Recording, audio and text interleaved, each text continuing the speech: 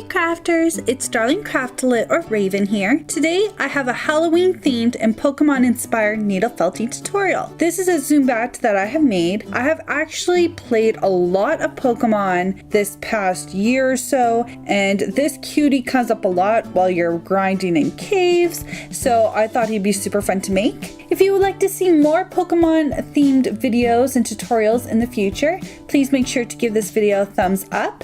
And let's get started. First, you will need some felting wool and optional some Polyfill. These are the closest colors I have for Zubat. Use whatever you like, and the amounts of each will just depend on how large you decide to make your Zubat. You're also going to need all your supplies like a felting mat or foam, finger protectors, felting needles, needle and thread, findings, and scissors. To begin, you want to split your polyfill into two portions, one a little bit larger than the other. Then you want to start poking and shaping it into a circular ball. Continue folding, rotating, and poking until it's about 60 to 80% firm. It'll just depend on how firm you want your creation. You can use straight wool if you don't have any polyfill. You'll just end up using more of your felting wool. That is completely up to you. So you want to create two of these, and they should look something like this. With the larger of the two balls, you want to loosely create a blue base of felting wool. Go ahead and poke it all around while continuing to rotate it. This is how that turned out. Repeat the same with the smaller ball, but leave a loose tail end of wool. Here's how that looks. If you're adding a finding, you can do it now. I actually used some embroidery thread and a needle. I went from the bottom of the larger ball that will be Zubat's head. Then I slipped on a split ring. I put the needle through the head and the ring a couple of times, and then back through the bottom. Tie off the thread and trim the excess. That is what it looks like now. To connect the body to the head, fan out the loose wool on the body. Spread it onto the head and start poking and felting it into place. I like to work on an angle, but make sure you aren't bending your needle. After that, it looks like this. Now you can add some more blue wool and cover up anything that looks too sparse. You shouldn't be able to see any white polyfill through your creation. You can also felt down your wool a little bit more, but you don't want to do it 100% until later on. This is what mine looks like. Set Zubat's body aside, and it's time to start the wings. Begin by using two equal portions of blue. So we're going to start by felting the back portion of the wing, and you want to pull the sides and continue to shape it like the wing, which is a curve on top and then a dip in the center. It's kind of really hard to explain, but you can see it on screen. You want to leave a tail end of the blue to attach it to the body later. Don't forget to flip it and work it on that side also, and to remember to make two of these. This is what they look like. Pick which side is the left wing and which is the right. Rip some of the lighter purple wool and poke it into place for the inside of the wing. For this, you don't want to leave a tail end. They should end up looking something like this.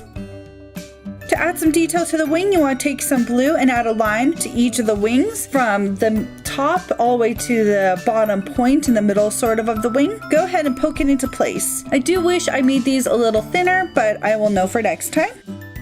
With the larger section of blue, you want to outline the outer side of the wing as well as the top, just like this. This is what the wings look like now, and you're just going to set them aside, and we're going to start on Zubat's ears.